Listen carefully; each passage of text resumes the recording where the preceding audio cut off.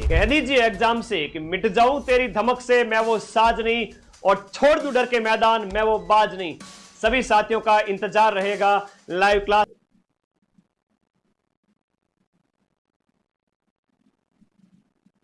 हाँ, निविदा का मतलब टेंडर ही होता है बेटा। नोटिस अलग चीज है, निविदा अलग है, सब चीजें मैंने करवा दी।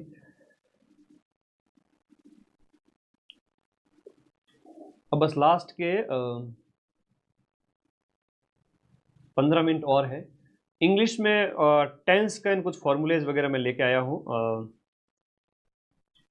मुझे लगता है कि आने वाली क्लास से जो भी मेरी होने वाली है 8 तारीख के बाद में, वो बहुत ही खतरनाक होगी। उसमें कुछ, हालांकि प्लान को अभी घोषित नहीं कर सकता, समझा करो, लेकिन 8 तारीख के बाद और जबरदस्त होगी। तब तक ये क्लास 12 घंटे क्लास और करंट देखते रहना।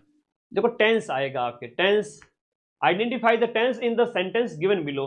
आई see a flat stretch of ground. तो प्रेजेंट सिंपल टेंस है, वर्ब की फर्स्ट फॉर्म है, इस वजह से इसमें क्या कहेंगे हम कि ये आपका प्रेजेंट सिंपल है। पर इसको पहचानना भी तो आना चाहिए ना, टेंस को पहचानना भी आना चाहिए, सीधी सी बात है। ये सिंपल प्रेजेंट सिंपल टेंस जो भी जो आपका इंडेफिनाइट है, यानी कि सिंपल टेंस है। ये हो गया आपका प्रेजेंट वाला, है ना, ये प्रेजेंट सिंपल की विशेषता है। ये पास्ट सिंपल की विशेषता है, ये फ्यूचर सिंपल की विशेषता है। इसमें क्या होगा कि वर्ब की फर्स्ट फॉर्म होगी, इसमें वर्ब की सेकंड फॉर्म होगी, इसमें विल का इस्तेमाल होगा, विल या शैल का इस्तेमाल होगा। कंटिन्यूअस टेंस जितने भी है उन सभी में I am running, I am running, I am studying, तो इज, आर और एम होगा। आई के साथ में एम का इस्तेमाल होता है, आई के साथ में किसका इस्तेमाल होता है, एम का इस्तेमाल होता है। बहुवचन के साथ में आर हो जाएगा, वैसे यहाँ यू के साथ में भी आर का इस्तेमाल होता है, आई के साथ एम होता है, और सिंगुलर है तो इज, ही इज रनिंग, इस तरह से। तो यहाँ पर वर्ब के साथ में लग जाएगा आपके आई एन जी, वर्ब के साथ में क्या लग जाएगा, आई एन जी। बस इतना ध्यान रखना, वर्ब के साथ में आई एन जी लग जाएगा, वर्ब के साथ में verb plus I N G, verb के साथ में आईएनजी लग जाएगा। कंटिन्यूस जितने भी टेंस है आईएनजी लग जाएगा, इसमें वाज वर्ब और आईएनजी लग जाएगा, इसमें आपका इस तरह से लग जाएगा। परफेक्ट टेंस जो भी है, प्रेजेंट परफेक्ट टेंस की बात करें तो हैज और हैव उसकी विशेषता है, ध्यान रखना। कोई काम रिसेंटली कंप्लीट हुआ है, हैज, हैव और वर्ब की थर्ड फॉर्म, है ना। I have taken my food, I have taken my dinner, तो हैव और टेक की टेकन होगी, थर्ड फॉर्म हो गई। पास्ट टेंस होगा तो हैड और वर्ब की थर्ड फॉर्म हो जाएगी, और फ्यूचर हो जाएगा विल हैव हो जाएगा। तो इसमें तो फर्स्ट फॉर्म हो जाएगी, इसमें वर्ब की फर्स्ट फॉर्म, इसमें वर्ब की सेकंड फॉर्म, और इसमें विल सेल, इसमें इज आर एम के साथ आईएनजी, इसमें वाज वर्ब के साथ आईएनजी, इसमें हैज है प्रेजेंट वाले के अंदर हैज है और वर्ब की थर्ड फॉर्म, इसमें पास्ट में हैड के साथ वर्ब की थर्ड फॉर्म। और कंटिन्यूस टेंस है कि भाई प्रेजेंट कंटिन्यूस है, मतलब सुबह से काम कर रहा है लगातार, तो हैज, हैव के बाद में बीन आ जाएगा, हैज, हैव, बीन आ जाएगा। उसके बाद वर्ब की परफेक्ट कंटिन्यूस, मतलब सुबह से काम कर रहा है, इस प्रकार से। तो क्या होता है कि कई बार सिंपल से क्वेश्चन होते हैं, वो परफेक्ट कंटिन्यूस टेंस की विशेषता के अंदर आ जाते हैं। आईएनजी लग जाएगा इसके बाद। देखो इसमें हैज, हैव, इसमें हैज, हैव, आईएनजी लग जाएगा, उसमें हैड, बीन और आईएनजी लग जाएगा। ठीक है, मुझे एक चीज बताओ, इतना भी नहीं पहचान सकते क्या कि भाई सब्जेक्ट, वर्ब और ऑब्जेक्ट होता है, कर्ता कर्ता होता है, क्रिया होती है और कर्म होता है। सब्जेक्ट, वर्ब और ऑब्जेक्ट होता है। कोई भी सेंटेंस बनता है तो सब्जेक्ट होता है, वर्ब होता है, ऑब्जेक्ट होता है। सिंपल लैंग्वेज में बता रहा हूँ, कोई बताएगा भी नहीं इतनी सिंपल लैंग्वेज में, बहुत बड़ा लेक्चर होता है, मुझे पता है, डिटेल में बताना पड़ता है, पर मैं सिंपल लैंग्वेज में बता रहा हूँ कि सब्जेक्ट, वर्ब और ऑब्जेक्ट होता है टेंस के अंदर। और पैसिव वॉइस जब भी होगा तो उसमें ऑब्जेक्ट आगे आ जाएगा, हेल्पिंग वर्ब लग जाएगी और वर्ब की थर्ड फॉर्म लग जाएगी, और बाई और सब्जेक्ट का फॉर्म चेंज हो जाएगा, वही है पैसिव। पैसिव को भी टेंस के साथ समझ लीजिए। सिंपल प्रेजेंट टेंस है तो सब्जेक्ट, वर्ब, वर्ब कौन सी, फर्स्ट फॉर्म, और इसमें सेकंड फॉर्म, उसमें विल आ जाएगा। इसमें is are am continuous tense होगा तो इसमें इज आर एम आ जाएगा और साथ में आईएनजी आ जाएगा, इसमें वॉज वर आ जाएगा।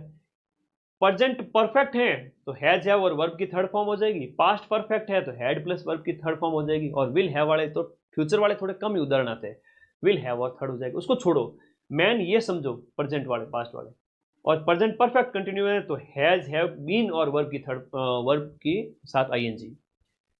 प्रेजेंट सिंपल पास्ट सिंपल, एक तो ये याद रखना है, present simple past simple, present continuous past continuous, present perfect past perfect, बस इसी से उदाहरण आएंगे, इसके अलावा नहीं आएंगे।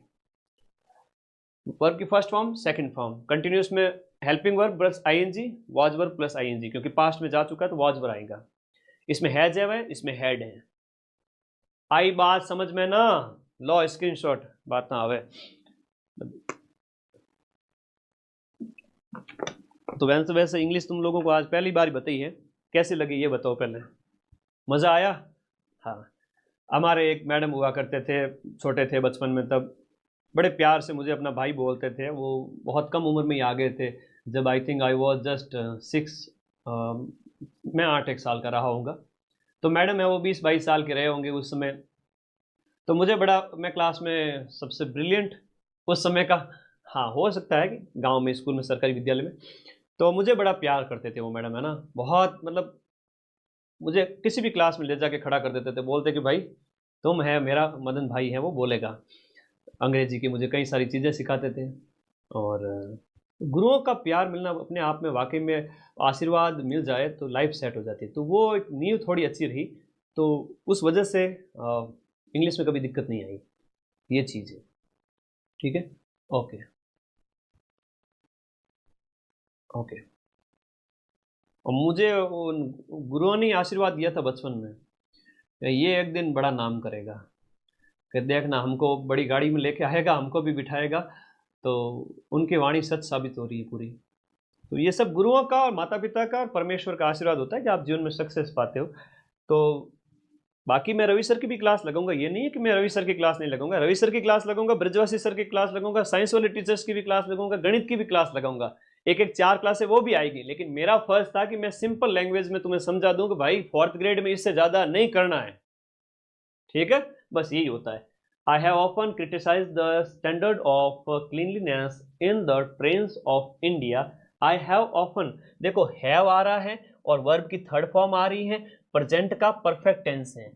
हैड होता तो पास्ट हो जाता, हैड प्लस वर्ब की थर्ड फॉर्म होती तो पास्ट हो जाता। सिंपल होता तो वर्ब की फर्स्ट फॉर्म हो जाती, पास्ट सिंपल होता वर्ब की सेकंड फॉर्म हो जाती।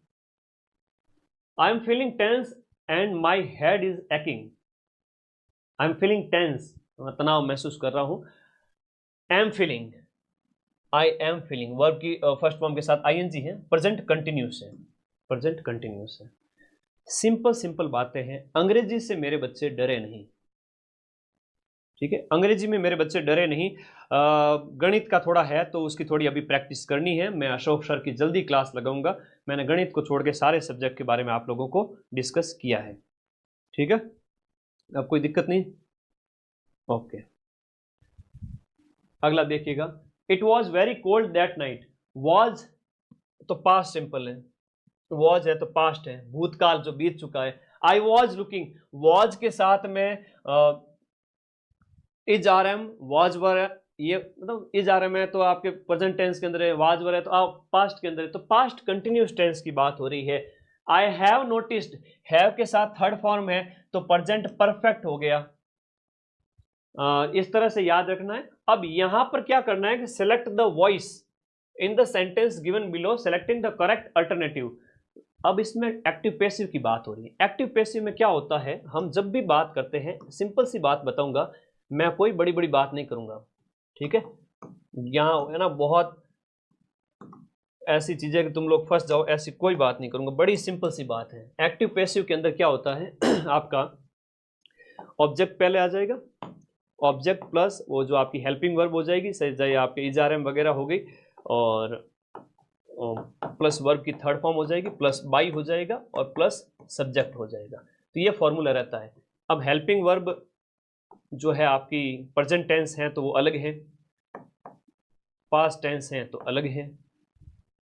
तो ये टेंस कौन सा है? We had to count the money, तो ये बात तो पास्ट की हो रही है, ठीक है। We had count the money. इस तरह से जो है आप लोगों को थोड़ा सा मतलब पैसिव एक्टिव का इस्तेमाल करना है इसके अंदर। मैं ज़्यादा नहीं, इस बार सिर्फ टेंस और डायरेक्ट इनडायरेक्ट अगली क्लास में लेके आऊँगा। बड़े सिंपल सिंपल से फॉर्मूले होते हैं, ज़्यादा नहीं पढ़ना है 4th ग्रेड के अंदर, ठीक है। ओके ओके, तो इसके अंदर देखो सबसे पहले क्या लेके आओगे? ऑब्जेक्ट को लेके आओगे, उसके बाद हेल्पिंग वर्ब को रखोगे। तो द मनी को पहले ले आओ। द मनी चारों में, वो तो सीधी सीधी सी बात है।